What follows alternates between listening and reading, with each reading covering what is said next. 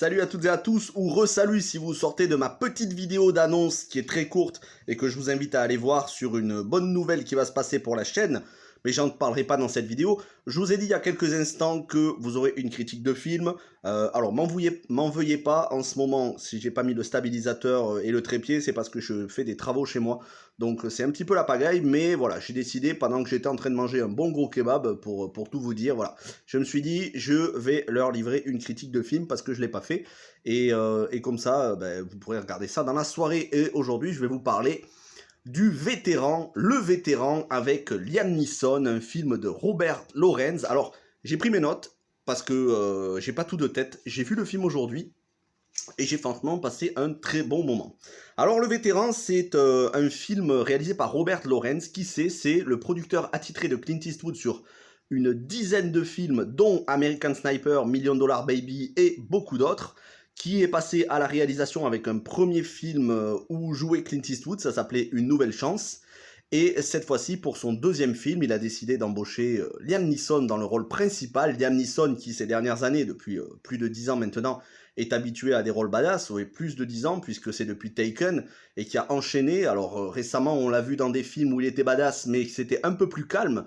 Ice Road, film catastrophe, The Passenger, qui était haletant, mais quand même un peu plus calme que les Taken et Le Territoire des Loups, ou plus récemment, l'année dernière, plus exactement, The Good Criminal, dont vous pouvez retrouver la critique sur la chaîne. Alors Liam Neeson qui fait ici un vétéran du Vietnam, qui vit dans, je crois, en Arizona, à la frontière mexicaine, et dont, alors j'ai pas compris si c'était la fille, mais je pense que c'est la belle-fille, qui est jouée par Catherine Winnick, donc Lagertha, de la série Viking, dont la belle-fille travaille pour la patrouille frontalière. Voilà, les policiers qui s'occupent de la patrouille frontalière, puisque lui-même, Liam Neeson, est un agent de ce qu'on appelle la Migra, ce que les Mexicains appellent la Migra, c'est-à-dire la patrouille anti-migrants.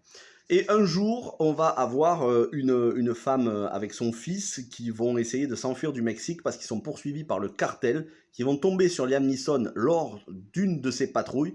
Et la femme va être abattue, mais avant de mourir, elle demandera à Liam Neeson de prendre soin de son fils, de l'amener à Chicago, dans la famille mexicaine qu'elle a aux États-Unis, qui habite aux États-Unis, et de l'amener à Chicago. Et Liam Neeson, lui, il a tout perdu. Il a perdu sa femme, il a perdu sa maison qui a été saisie. Il est à bout, voilà, il est en fin de vie. Il est dégoûté de la vie. Et au final, il va décider d'exaucer les vœux de cette femme qui meurt dans ses bras et de s'occuper de son fils, de l'amener jusqu'à Chicago, parce que sinon cet enfant va être renvoyé au Mexique. Et le cartel, qui ont leurs entrées aux États-Unis, parce qu'il y a pas mal de mecs qui travaillent à la frontière, de patrouilleurs qui sont corrompus et qui ferment les yeux sur les cartels, cet enfant, s'il est renvoyé au Mexique, il sera tué par le cartel. Alors, Liam Neeson va décider de le protéger et de l'accompagner jusque dans sa famille. Alors, un petit point sur le casting. En dehors de Liam Neeson et de Catherine Winnick, on a Teresa Ruiz qui donc fait la mère de ce jeune enfant. Elle, on la voit pas énormément, on la voit les 20 premières minutes du film et encore le premier quart d'heure, mais elle a joué dans Narcos Mexico, l'excellente série dérivée de Narcos sur Netflix. Et on a le méchant, donc qui fait non pas le chef du cartel, mais en gros le sicario, le tueur à gages du cartel avec ses hommes, qui est joué par Juan Pablo Raba, qui est un excellent acteur que vous avez pu découvrir dans Narcos, il me semble, les 2 premières saisons Narcos, où il faisait Gustavo Gaviria, et donc un des hommes qui était en relation avec Pablo Escobar, et qu'on a vu récemment dans une autre série qui se passe à la frontière mexicaine, que j'ai énormément aimé, avec Michael Chiklis, qui s'appelait Coyote.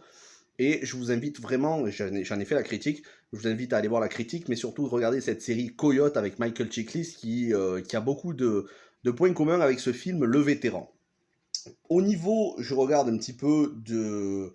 Voilà, au niveau de la musique, on a le compositeur Sean Connery qui fait la bande originale de ce film, et la bande originale, c'est un des gros points positifs. Sean Connery, c'est le compositeur de 24 heures chrono et de Homeland. Si je vous dis ça, normalement, vous devez voir de quoi je parle, ou plutôt vous devez entendre de quoi je parle.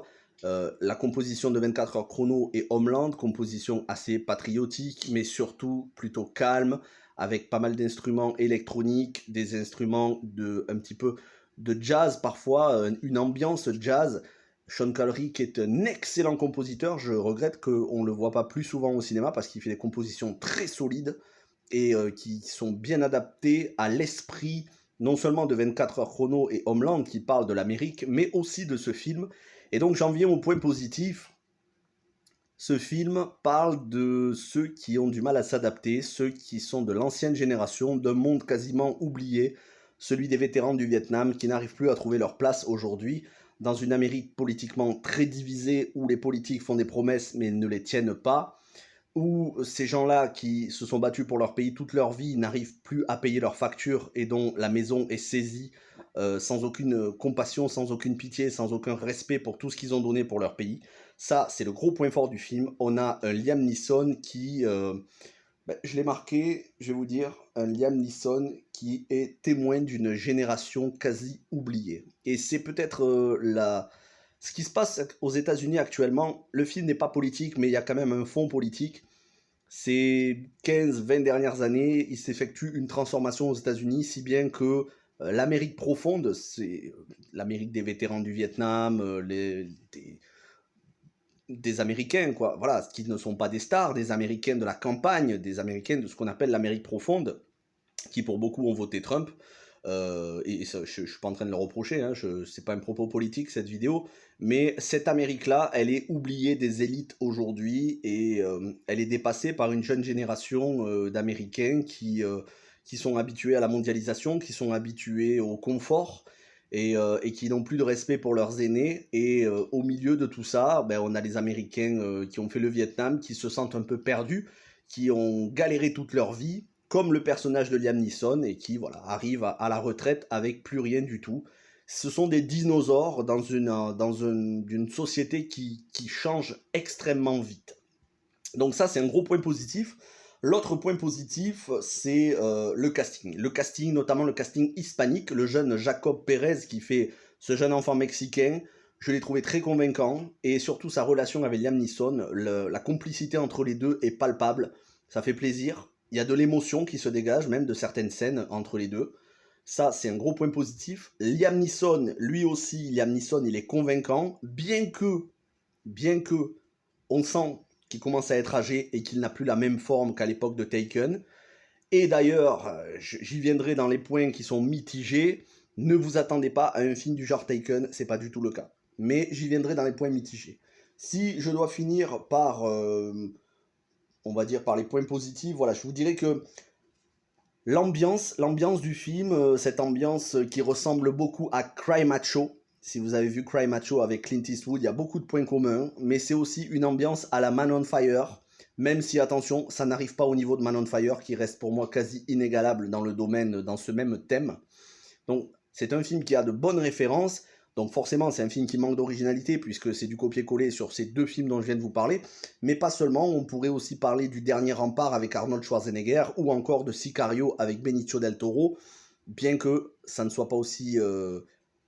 il n'y a pas une réalisation aussi maîtrisée que sur Sicario ou une émotion aussi palpable que sur Man on Fire de Tony Scott avec Denzel Washington et Dakota Fanning. Au niveau des points négatifs, c'est prévisible en totalité.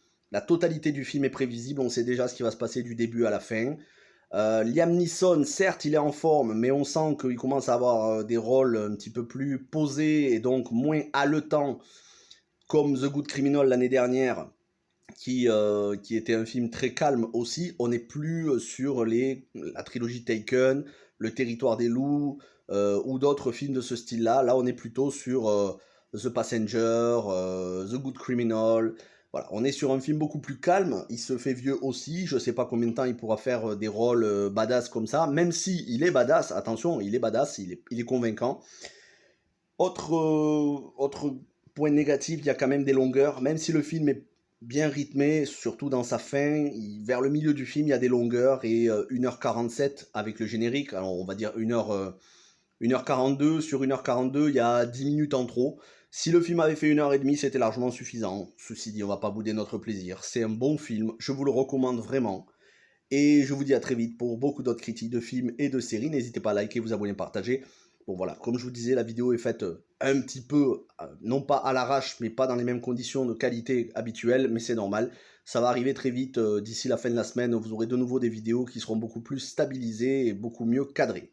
Merci à toutes et à tous, passez une bonne soirée, portez-vous bien et ciao tout le monde!